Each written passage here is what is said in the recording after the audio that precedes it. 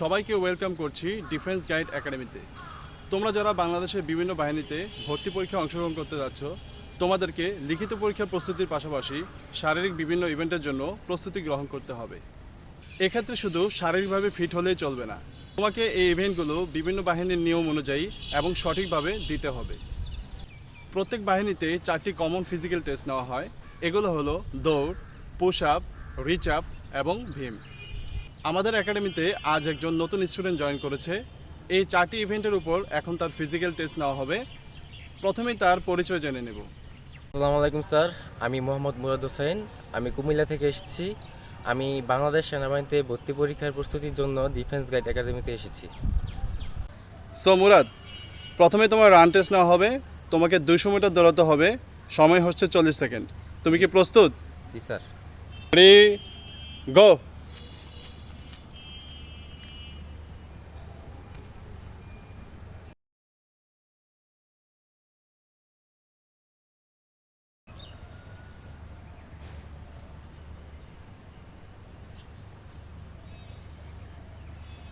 Fast fast.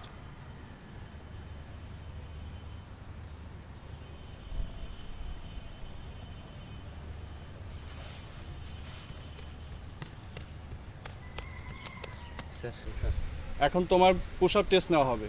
তুমি সাধারণত কয়টা পুশ আপ দিতে পারো? স্যার 20টা দিতে পারি।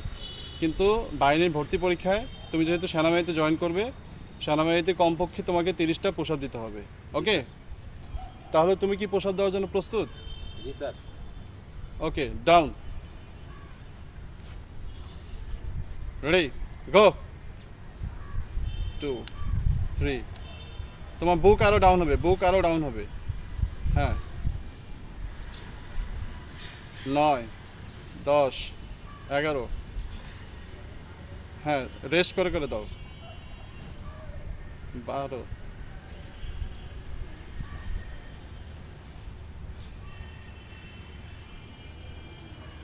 কয়টা হলো?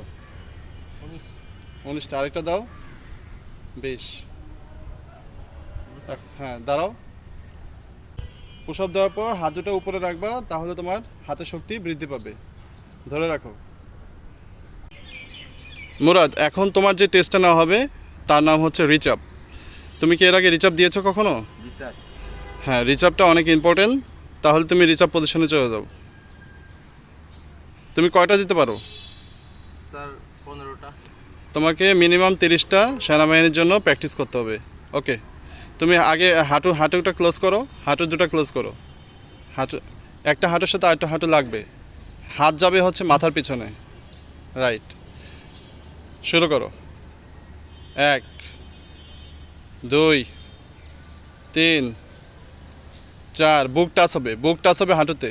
5 6 7 8 9 10 11। হাঁটু দুটা সবসময় ক্লোজ রাখার চেষ্টা করবা। 12 13 14। হ্যাঁ, সে মোটামুটি ভালোই পারছে। ওকে মুরাদ, সেনাবাহিনীর জন্য আরেকটি ইম্পর্টেন্ট ইভেন্ট হচ্ছে ভীম। তুমি সাধারণত কয়টা ভীম দিতে পারো? স্যার 6টা। 6টা। হ্যাঁ, 6টা যদি ভীম প্রপারলি দিতে পারো তাহলে তুমি সেনাবাহিনীর জন্য পারফেক্ট। ওকে, দেখি তাহলে তোমার ভীম টেস্ট নেই। শুরু করো। হ্যাঁ, প্রথমে তোমাকে ঝুলে থাকতে হবে, ঝুলে থাকতে হবে। হাত হাত ছেড়ে দাও, হাত ছেড়ে দাও পুরো। হ্যাঁ, এরপর যখন তোমাকে পরীক্ষক বলবে ভীম দেওয়ার জন্য, তখন তুমি একটা একটা করে দিবে। ঠিক আছে, আমি বলবো আপ, তুমি একটা দিবে এবং পজিশনে চলে যাবে। Up, down, up, down, up, down, up, down, up, down. কয়টা হলো? 5টা। আরেকটা দাও। Up, down. হ্যাঁ, এখন ঝুলে থাকবা।